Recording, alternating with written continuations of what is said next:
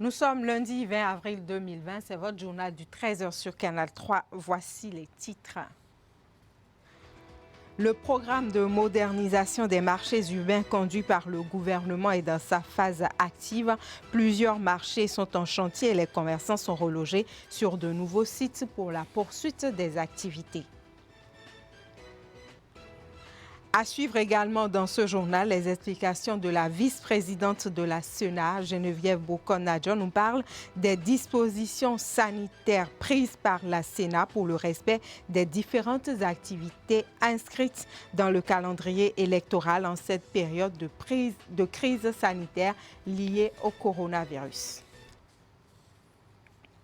Le Bénin continue de s'approvisionner en équipements médicaux pour une riposte efficace contre le coronavirus. Retour en image dans un instant sur la réception par 2 ministres du gouvernement d'un lot de matériel de laboratoire pour faciliter le diagnostic. Voilà pour le sommaire. Bienvenue à toutes et à tous. Plusieurs marchés du Bénin sont en chantier. C'est dans le cadre de la mise en œuvre du programme de modernisation des marchés urbains conduit par le gouvernement. Mais en attendant la fin des travaux, les femmes de ces marchés sont relogées sur de nouveaux sites. Objectif, leur offrir des conditions appropriées pour la poursuite de leurs activités. Direction les marchés de Bégamé et de Ménantin. C'est un constat signé Nagui Balagbi. Ménantin et Bégamé, 2 marchés de Cotonou dont il ne reste à ce jour que débris et ruines en attendant leur métamorphose très prochaine. Les 2 sont pris en compte dans un programme plus vaste de construction et de modernisation de 47 espaces marchands urbains pilotés par le gouvernement et lancé il y a peu. Et déjà, sur les sites parcourus, tout a été remis à plat afin que de ces décombres émergent des installations dignes de cette époque. Moi, ça me fait plaisir parce que notre marché là, c'est déjà gâté depuis. Et on nous a promis qu'on va nous faire un autre marché. Et depuis là, les gens viennent, les ticketiers viennent prendre l'argent chez nous. Et puis c'est nous-mêmes qui avons acheté. On achète le menuisier, on achète le tôle avec le bois. Et on avait reconstruit nous-mêmes, chacun à sa place. Et maintenant, comme on avait cassé tout, et on dit on veut nous faire un autre marché maintenant, nous sommes d'accord. Si c'est vrai, si on construit, si on va nous remettre là-bas encore, nous sommes d'accord. On croise donc les doigts. Mais pendant ce temps, c'est un peu plus au sud et à quelques encablures de l'ancien site que le marché Bégamé a été transféré. Lancé il y a 2 semaines, les usagers commencent à peine une nouvelle expérience avec des hauts et des bas, mais rien que l'on ne puisse pas comprendre. Ça fait 3 semaines, ça n'a même pas encore fait un mois. Ça ne marche pas très bien comme avant. Comme on est nouvellement arrivé ici, bon, tous les clients ne savent pas encore là où sont ces vendeurs. Les gens ne savent pas que nous sommes déjà sur le nouveau site. Et aussi ici, bon, c'est pas comme notre ancien marché où il y avait tous ceux qui étaient dans le quartier venaient plus facilement. Mais ici, comme c'est un peu éloigné, les gens ils ont des difficultés à nous rejoindre d'ici. Bon, peut-être comme on est déplacé, bon, les gens, notre client là, on ne connaît pas là où on reste actuellement. Peut-être ça aussi.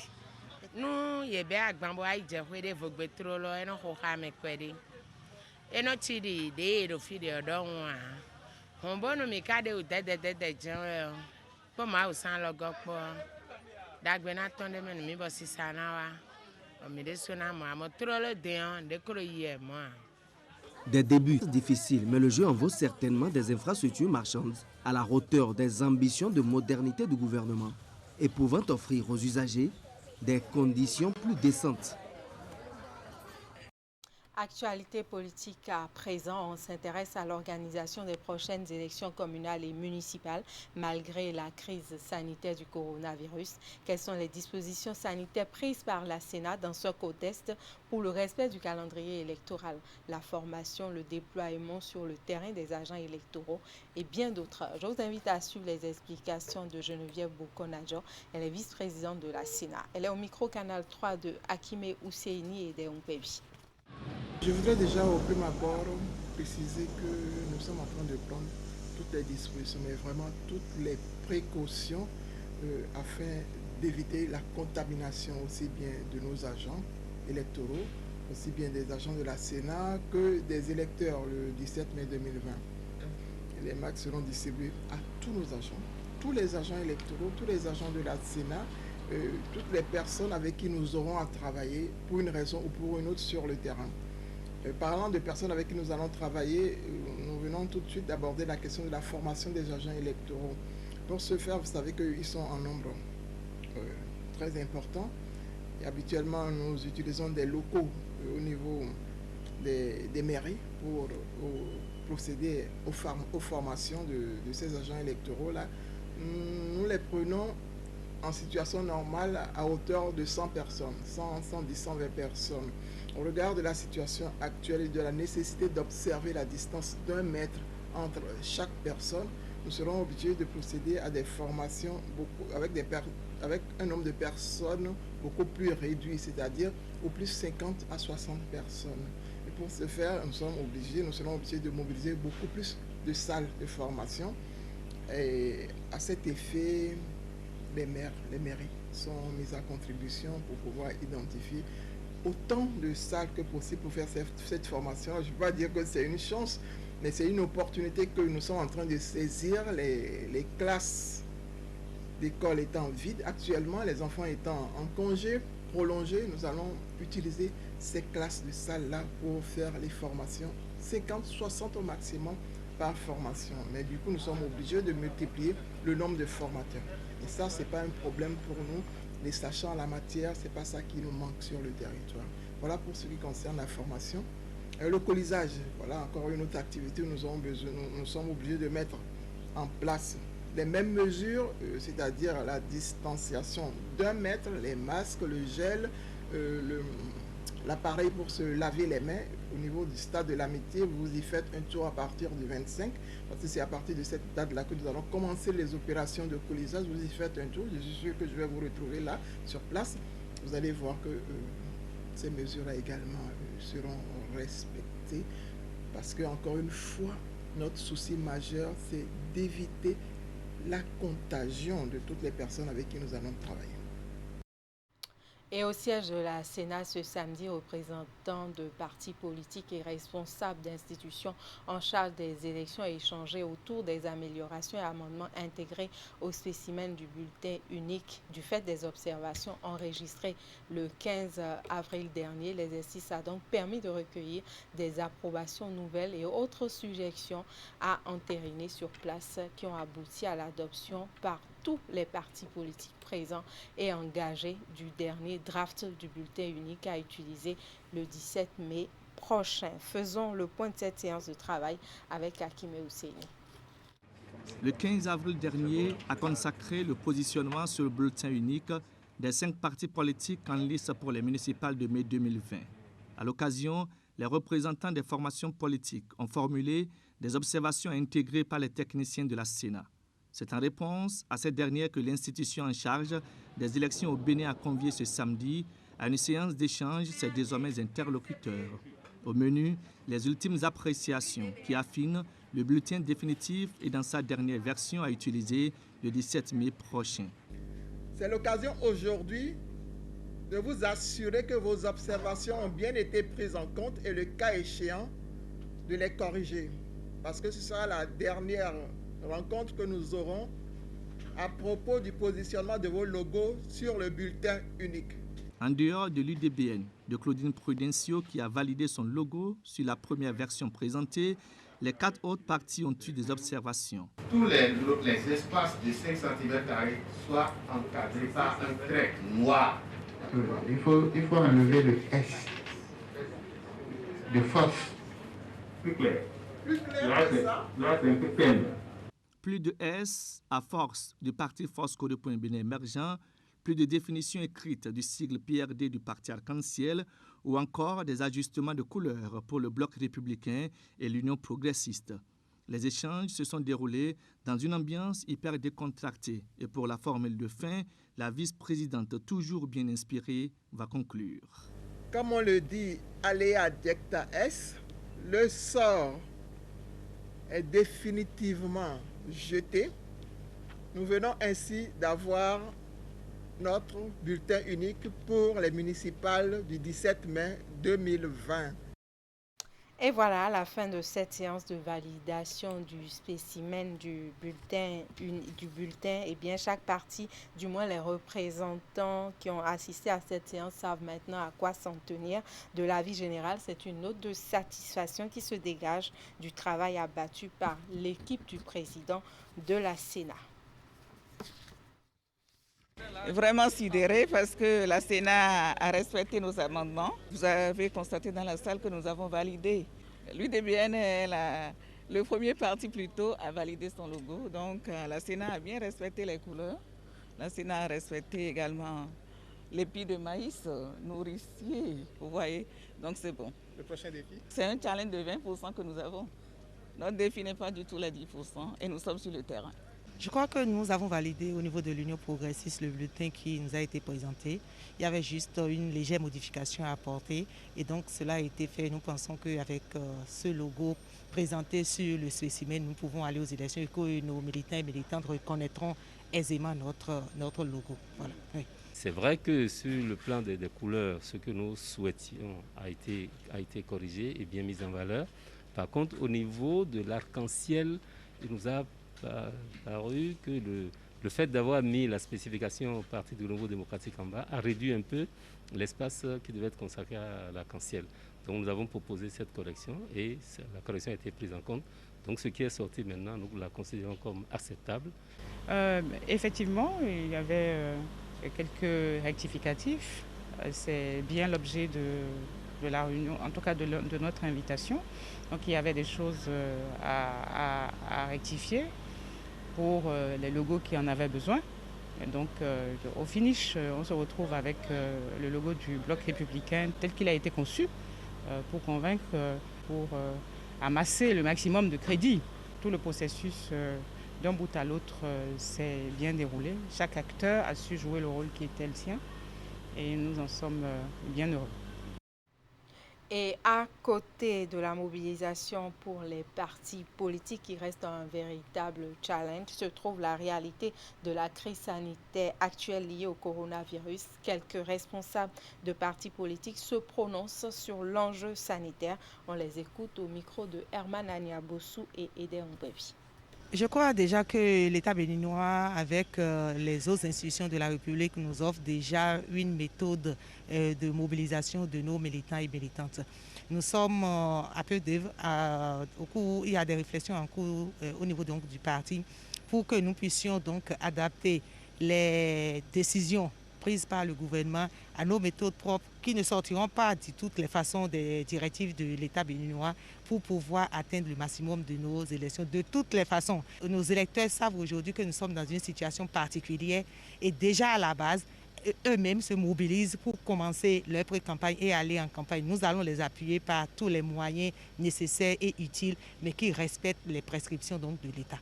Non, nous allons respecter totalement et intégralement les consignes du gouvernement suite à la rencontre que le chef de l'État a eu avec les institutions, que la Sénat nous a répercuté, que la HAC nous a répercuté. Donc nous allons respecter ce qui a été demandé. C'est vrai qu'il n'y aura plus la campagne comme d'habitude avec les caravanes, les meetings et tout. Ce que nous souhaitons, c'est que tout le monde se conforme, qu'il n'y ait pas de déséquilibre, qu'il n'y ait pas d'inéquité, que ce qu'on a refusé à l'un, qu'on ne l'accepte pas à l'autre, c'est tout. De toutes les façons, le coronavirus est déjà un problème. Donc, ce que nous faisons, nous essayons de respecter les dispositions constitutionnelles des élections pour tenter de faire en sorte que nous ne reportions pas les élections comme les présidents des institutions l'ont souhaité. Mais le contexte est déjà un contexte différent et difficile auquel il faut s'adapter. Nous respectons tout simplement les consignes du gouvernement parce qu'il s'agit de santé. Il s'agit de santé. L'UDBN ne veut pas du tout que ces militants tombent malades. Donc nous donnons des conseils aux militants.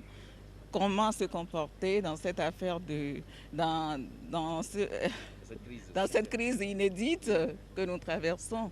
Donc il n'y a aucun problème. Nous leur donnons des conseils. En notre sein, il y a des médecins. Donc les médecins parlent aux militants de tout ce qu'il faut faire, de comment se comporter. Voilà. Ça sera l'occasion pour les partis politiques de savoir compter sur le professionnalisme et sur l'impartialité des médias, de vous, les hommes des médias. Nous comptons sur vous pour le traitement des sujets, pour le traitement. Nous comptons sur votre ingéniosité quant à l'organisation de ces campagnes, parce que du reste, ces campagnes sont essentiellement médiatisées.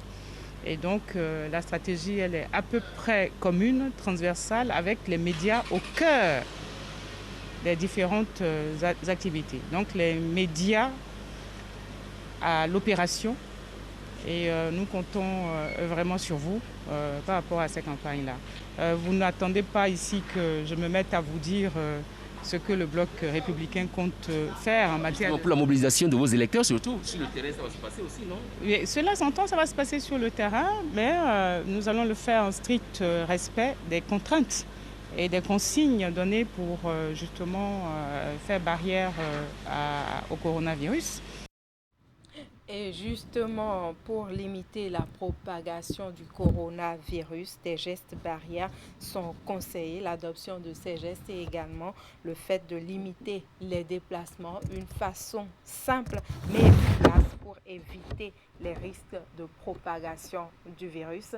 Comment les populations font dans ces conditions pour leurs différentes courses et autres besoins? Quelles sont les mesures prises par les gérants pour concilier la limitation des déplacements et la vente de leurs articles dans les grandes surfaces? Clément Achadé et Henri Gandhi sont allés voir de plus près. Les mesures de riposte contre la COVID-19 prises par les autorités changent le quotidien des populations. À Cotonou ce week-end, la circulation est fluide.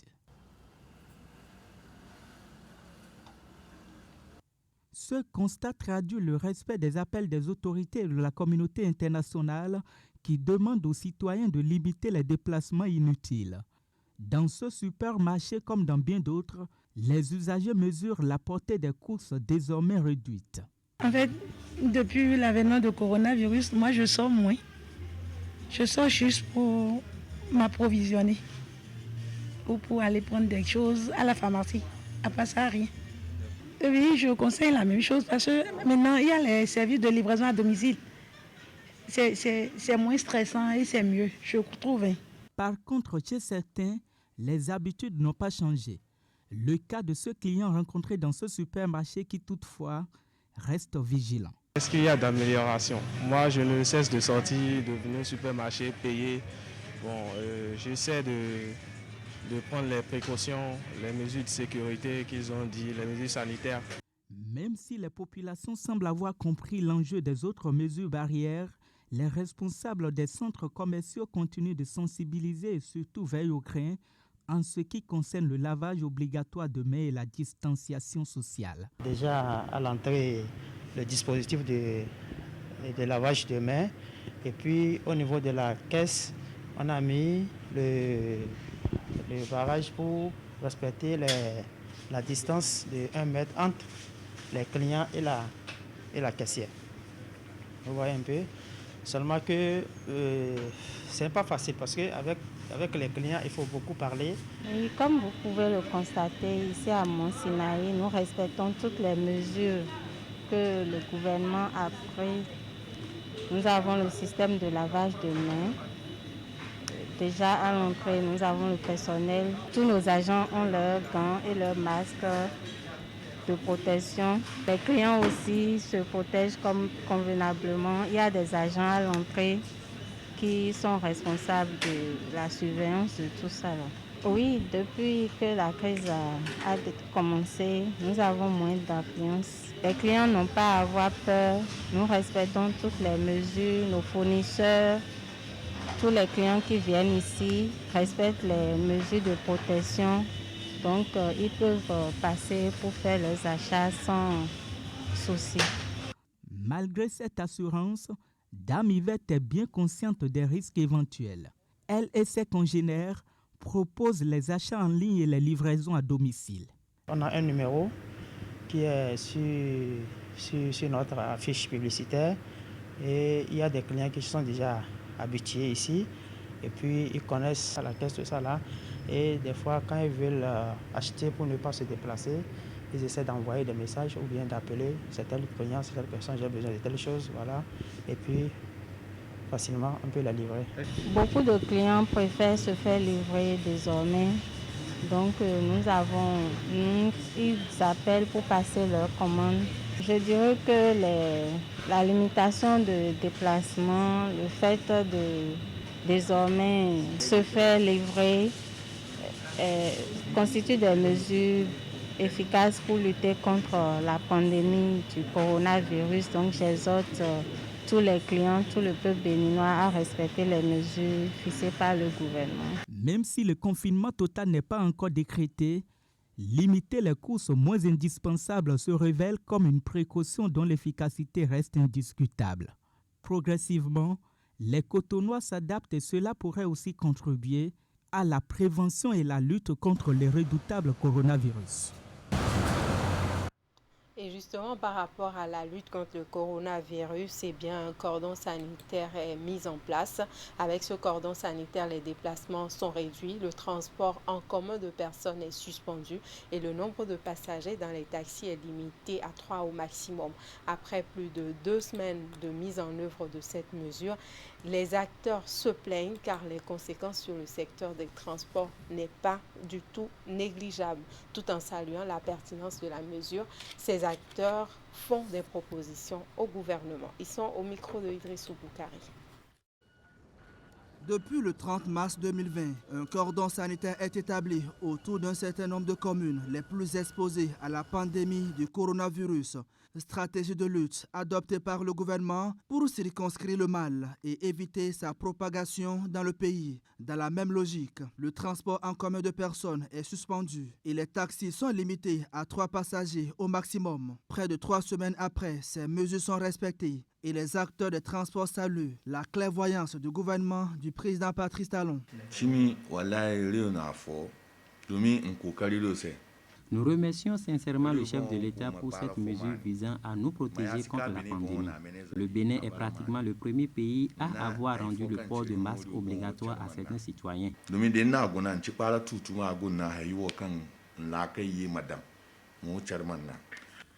Aujourd'hui, que ce soit les conducteurs de taxi-moto ou dans les bureaux, la mesure est respectée avec le lavage régulier de mains.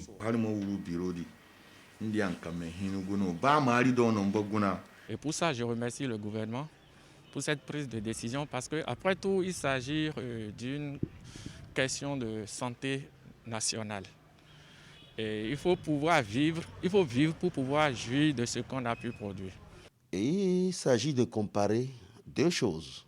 Sauver la vie et penser à faire prospérer l'économie. Les 2 choses ont choisi une. Et je pense bien l'État, le gouvernement du président Talon a bien réfléchi. Parce qu'il faut être bien portant pour travailler et faire tourner l'économie.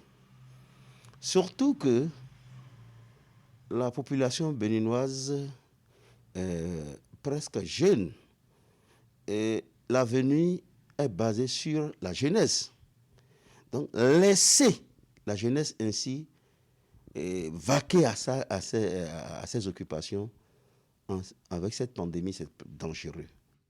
Derrière ce sentiment de satisfaction et de reconnaissance des efforts du gouvernement pour protéger les populations de la pandémie se cache une autre réalité. Les conséquences économiques de ces mesures sur le secteur des transports. Pour les uns, les activités sont au ralenti et pour d'autres, tout est au point mort. Et plus la situation dure, plus ça devient compliqué. Quand on prend le cas de transport par exemple, il y a les employés qui travaillent avec nous. Actuellement, les bus ne circulent pas. Et pourtant, ils sont payés. D'abord, c'est une perte pour la société. Et secondo, il y a les assurances, c'est une pièce nécessaire que les bus fonctionnent au part. Les papiers sont fonctionnels. Mais, comme on le dit souvent, la santé avant tout.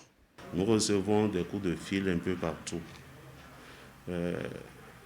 Présentement, nous avons faim. Le chauffeur a faim parce que nous vivons quotidiennement. Et selon ce que nous attendons, franchement, si on ne trouve pas de mesures adéquates, ce serait très terrible pour les conducteurs. Situation difficile donc pour les acteurs du secteur des transports. La crise sanitaire est à durée indéterminée et le bout du tunnel n'est pas encore visible. Pour assouplir ces mesures et permettre au secteur de souffler un tout petit peu, les acteurs font des propositions au gouvernement.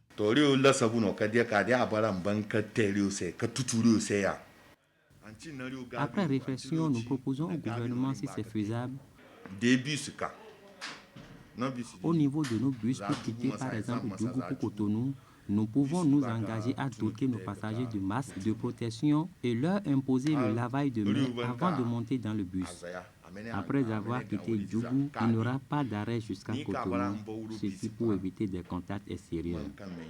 C'est notre contribution, ce n'est pas une exigence. Mais si ce n'est pas faisable, faisons tous alors l'effort de respecter les consignes données par le gouvernement pour notre santé.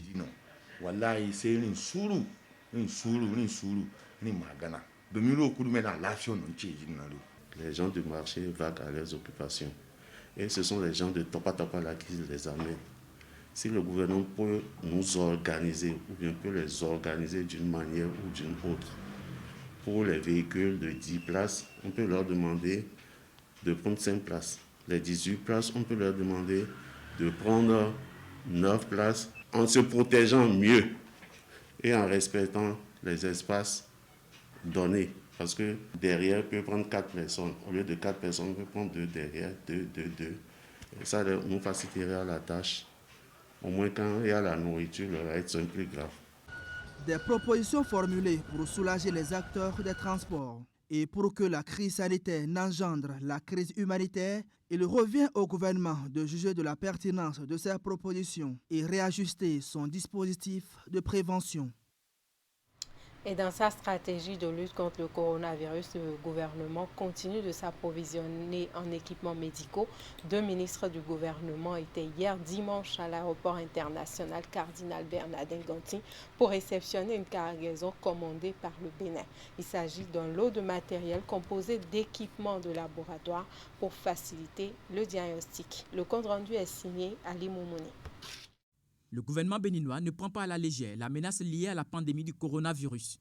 Dès le début de cette crise sanitaire mondiale, plusieurs équipements sont acquis pour assurer la protection des Béninois et le traitement des cas confirmés. Ce dimanche 19 avril, le ministre de la Santé Benjamin Hunkpati et celui de l'économie et des finances Romuald Ouadani sont une fois encore sur le tarmac de l'aéroport international Cardinal Bernardin Ganti pour réceptionner une nouvelle cargaison d'intrants. Effectivement, nous venons de recevoir un important lot de matériel. Il faut dire que la spécificité de cet arrivage est le fait que ça contient beaucoup d'équipements de laboratoire. Du matériel de laboratoire qui vient renforcer la capacité diagnostique de l'équipe médicale béninoise. Les ministres Benjamin Hunkpati et Romuald Ouadani ont au cours de la réception procédé à la vérification de ces équipements du fait de leur sensibilité. Nous avons à l'intérieur 40 appareils de PCR, c'est des appareils qui permettent de faire la lecture des prélèvements que nous faisons dans le cadre du diagnostic. Et beaucoup d'autres équipements pour le laboratoire, ce qui va forcément augmenter la capacité de diagnostic dans notre salle de riposte. C'est fondamental parce que vous savez qu'avant de pouvoir traiter, il faut forcément diagnostiquer. Et nous n'avions qu'un seul laboratoire en fait qui était déjà vraiment surexploité. Avec cet arrivage, nous allons pouvoir démultiplier, décentraliser le diagnostic et de fait devenir plus efficace dans la riposte. Dans cette nouvelle cargaison réceptionnée par le gouvernement béninois, il y a aussi 2 millions de masques chirurgicaux, ce qui permettra de répondre davantage à la demande. Toujours dans le but de protéger les populations contre cette pandémie mortelle, le ministère des Finances a fait don d'un important lot de kits de lavage des mains à la commune de Semepoji. Ce sont des kits à installer dans tous les marchés de la commune. Précision Emma Hodono. 70 kits de lavage des mains offerts à la mairie de Semepoji. C'est un geste du ministère des Finances pour accompagner cette commune dans la mise en œuvre des gestes barrières contre le coronavirus. Ces kits de lavage des mains sont essentiellement destinés au marché de la commune. C'est des kits qui ont été décidés par le gouvernement dans le cadre de la lutte contre la pandémie mondial que vous connaissez bien, Covid-19, que ces kits ont été fabriqués par des artisans locaux pour faire tourner l'économie de base, pour que cette crise-là ne vienne pas ralentir le fonctionnement de notre économie. Donc ça a été décidé que ça soit une fabrication locale pour tourner l'économie de base de notre pays. Donc ces kits viennent pour renforcer, notre économie et pour lutter contre cette pandémie qui sévit dans le monde entier. Donc, le premier intrant que le président a souhaité, c'est de mettre ces kits là où les gens sont beaucoup plus regroupés. Donc, on a choisi les marchés. Au nom de la commune de Semekpodji, le premier adjoint au maire a remercié le gouvernement pour cet accompagnement. Les autorités de la mairie de Semekpodji saluent le geste combien important qui vient prendre en compte un certain nombre de la population, en l'occurrence les marchés.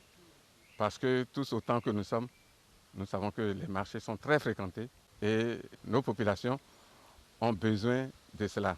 Il est prévu que toutes les communes du Bénin bénéficient de ces matériels de lavage des mains dans le cadre de la lutte contre le Covid-19. Dans le département du Mono et à l'hôtel de ville de Lokossa, 42 dispositifs de lavage de mains ont été officiellement remis au collège et au centre de santé de la zone sanitaire Lokossa à Tiémé, une initiative de l'ONG Afrique Mutualité en partenariat avec Care International Bénin-Togo. Suivez. Ces dispositifs de lavage de mains viennent soulager 2 communes du département du Mono dans leur politique de prévention du coronavirus. Il s'agit des communes de Lokossa et d'Atiémé qui reçoivent officiellement ici, dans la cour de la mairie de Lokossa, un total de 42 dispositifs de lavage de mains. Le don est l'œuvre de l'ONG Afrique Mutualité à travers le projet de promotion de la santé des droits sexuels et reproductifs, PSDSR, de Care International Bénin-Togo. À travers ce geste, nous voulons non seulement éveiller la conscience de tous et de toutes sur la nécessité de suivre les prescriptions préventives, c'est-à-dire les gestes barrières, mais surtout de susciter l'engagement de tous dans la lutte contre le Covid-19. Les 42 dispositifs de lavage de mains sont répartis entre 9 centres de santé de la zone sanitaire Lokossa-Atiémé, 4 collèges des 2 communes, les 2 hôtels de ville, la direction départementale de la santé du Mono et l'hôpital de zone. Ce jour, vendredi 17 avril 2020, sera retenu comme celui d'un acte très important dans notre commune. Très important dans ce sens qu'en pleine crise sanitaire de coronavirus, une ONG vient à notre secours avec des dispositifs de lavage de mains. Il s'agit de l'ONG Afrique Mutualité. Engageons-nous dans la lutte contre la propagation du coronavirus. L'ONG Afrique Mutualité apporte ainsi sa contribution à l'observance des gestes barrières à la propagation du coronavirus. Le directeur départemental de la santé du Mono a saisi cette occasion pour faire une démonstration pratique du lavage efficace des mains. Je peux que remercier beaucoup l'Afrique Mutualité à travers Care International Bénin qui nous donne ce matériel pour à tout moment et à chaque instant, on doit laver les mains à tout moment. Je voudrais donc inviter les responsables des diverses institutions bénéficiaires de ces dispositifs à ne pas les déposer dans des entrepôts, mais à les disposer sans plus tarder aux entrées de leurs institutions respectives afin de permettre aux usagers de pratiquer ce geste barrière de lutte contre la propagation du virus.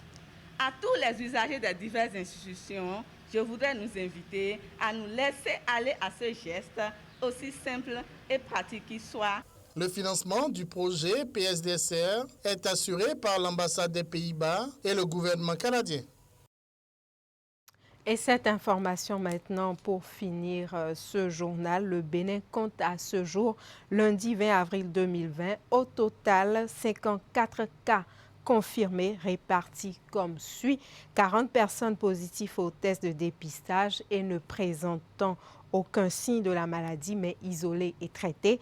13 personnes malades sans gravité, hospitalisées et traitées. 0 malade en situation grave. Eh bien, état de l'épidémie de la pandémie du coronavirus au Bénin, 54 cas confirmés à la date de ce lundi 20 avril, 26 sous traitement, 27 cas guéris et un décès. Pour avoir les détails, c'est une information qui vient de nous parvenir, information livrée ce matin par le ministre de la Santé au cours de sa séance de travail avec les pharmaciens dans le cadre de la mise à disposition de la chloroquine dans les officines pharmaceutiques. Et voilà, c'est la fin de ce journal. Merci à tous pour l'attention. Toute l'équipe qui m'accompagne vous remercie pour l'attention. À demain, 13h.